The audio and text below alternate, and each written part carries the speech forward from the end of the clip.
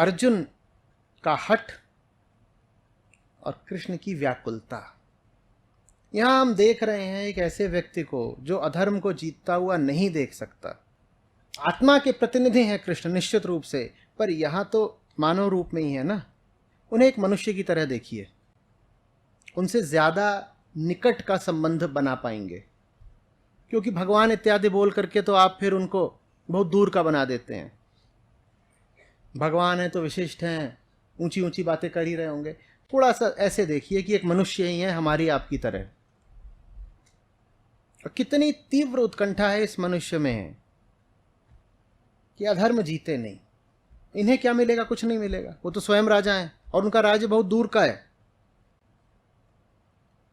कहां द्वारका, कहां हस्तिनापुर, कुरुक्षेत्र, कहां थी द्वारका?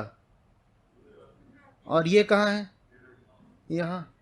और वो समय वहां से यहां 1000 मील आने में ही हफ्ता लग जाता होगा।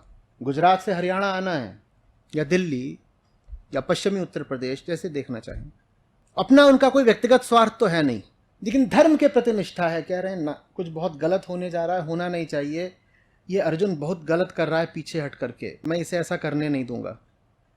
जितने उपाय हो सकते हैं सब आजमाऊंगा।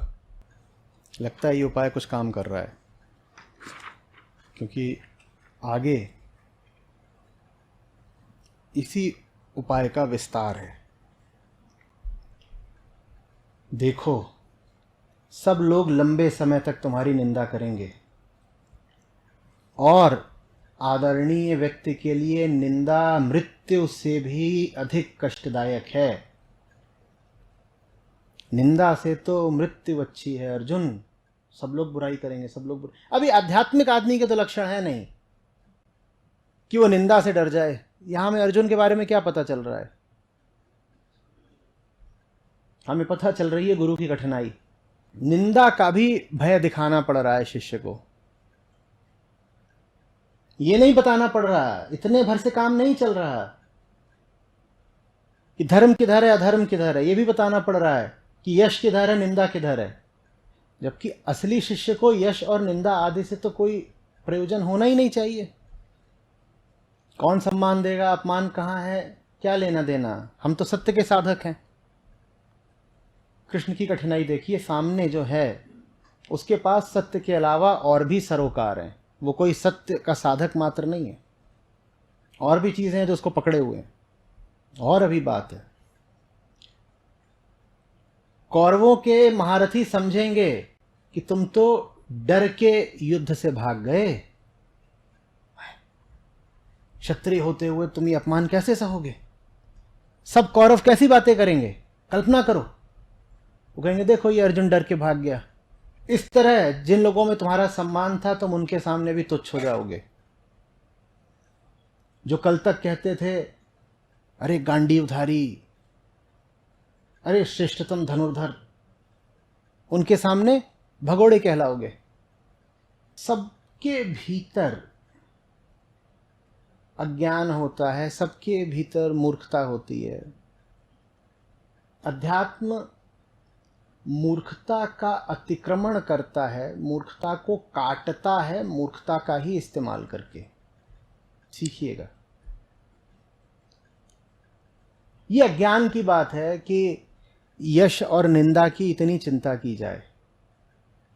लेकिन चूंकि अर्जुन चिंता करते हैं, इसीलिए उस चिंता का ही उपयोग करके अर्जुन को धर्म के रास्ते पे लाया जा रहा है। इससे आपको अध्यात्म के बारे में कुछ बातें पता चलेंगी। अध्यात्म संसार को छोड़ने को नहीं कह सकता, कह सकता ही नहीं है। कहता है संसार का सही इस्तेमाल करो, संसार को ही तोड़ने के लिए। संसार तुम्हारी कमजोरी है ना, संसार में ही पैदा हुए हो, संसार से ही बंधे हुए हो, तो संसार का सही इस्तेमाल करना है। और कुछ है ही नहीं, संसाधन के रूप में यही संसार है बस सामने। इसका इस्तेमाल करो इसी को काटने के लिए, और सही उद्देश्य के लिए जो कुछ भी कर रहे हो वो अनिवार्यतः सही ही होगा। आप कह सकते हैं कि कृष्ण अर्जुन को डरा रहे हैं, और किसी को डराना तो बुरी बात है ना। पर धर्म की खातिर अगर डरा रहे हो किसी को तो अच्छी बात है।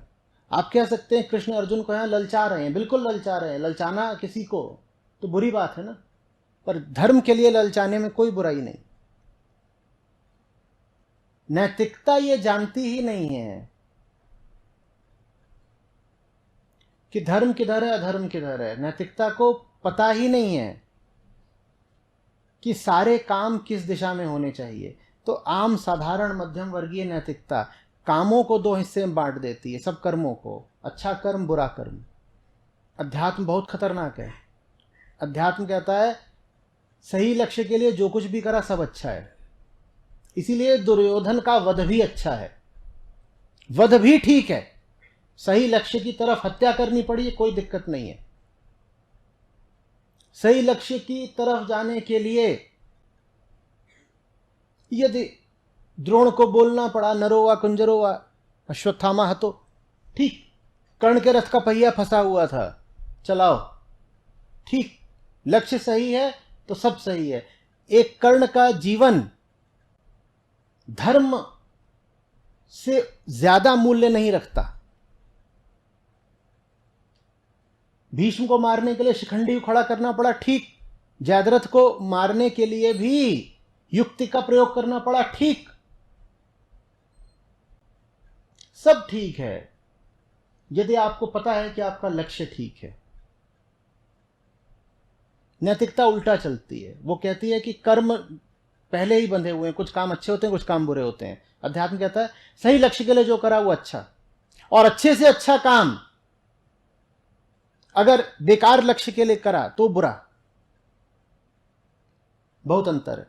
इसीलिए आध्यात्मिक आदमी बहुत बड़ा खतरा बन जाता है अंधे नैतिकतावादियों के लिए, समझ में आ रही? और ज्यादातर जो अच्छे लोग होते हैं तथाकथित, वो नैतिकतावादी ही होते हैं।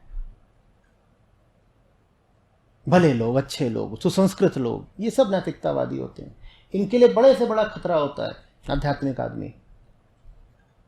इसलिए फिर दुनिया भर में ऐसा बहुत हुआ, भारत में नहीं हुआ, बाहर बहुत हुआ, कि नैतिक लोगों ने आध्यात्मिक आदमी को बिल्कुल स्वीकार नहीं किया। नैतिक आदमी देखो स्वीकार कर सकता है अनैतिक आदमी को, क्योंकि अनैतिक आदमी की तुलना में वो अपने आप को श्रेष्ठ पाता है। क्योंकि अनैतिक आदमी भी नैतिकता की जो चौखट है उसके भीतर ही काम कर रहा होता है। आप कह सकते हो ये बुरा है, अनैतिक है।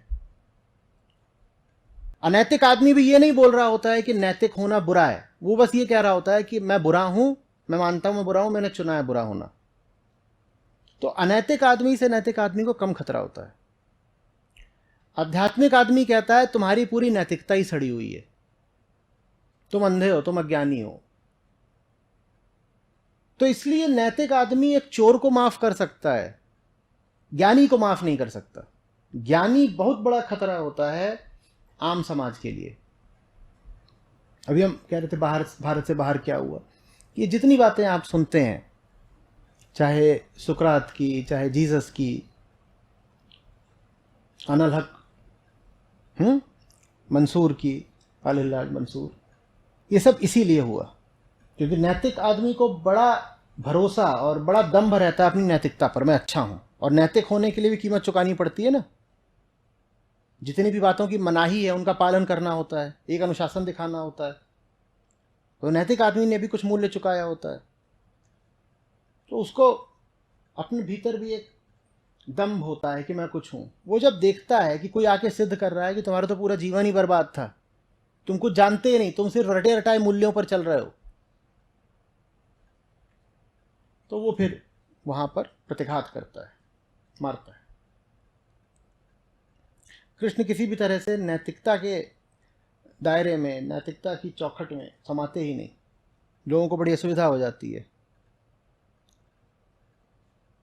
फिर लोग किसी तरीके से कृष्ण के कर्मों को वैध ठहराने की, जस्टिफाई करने की कोशिश करते हैं। जस्टिफिकेशन कोई ज़रूरत ही नहीं है। हाँ बिल्कुल झूठ बुलवाया कृष्ण ने, हाँ बिल्कुल दुर्योधन को कमर के नीचे मारने का इशारा किया कृष्ण ने, और वो नियमों के विपरीत था। बिल्कुल किया कृष्ण ने, क्योंकि दुर्योधन को मारना जरूरी था। ये बात साफ साफ स्वीकार की जानी चाहिए, इसमें लिपापोती करने की क्या जरूरत है। सही काम के लिए जो कुछ भी किया जाए वो सही ही है। वास्तव में एंड्स और मीन्स के संवाद में, की चर्चा में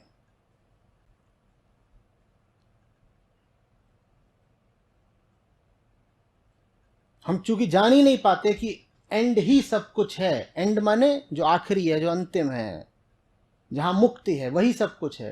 तो इसलिए हम मीन्स को लेकर के इतनी बातचीत करते रहते हैं। जिस व्यक्ति ने जान लिया कि वो एंड जो है, जो अंतिम है, जो आखिरी है, जो उच्चतम है, उसका मूल्य क्या है, वो स्वयं जान जाता है कि अब कौन सी युक्तियां, कौन से रास्ते, कौन से संसाधन आजमाने हैं। यदि आप जानते हैं आप बिल्कुल सही कर रहे हैं,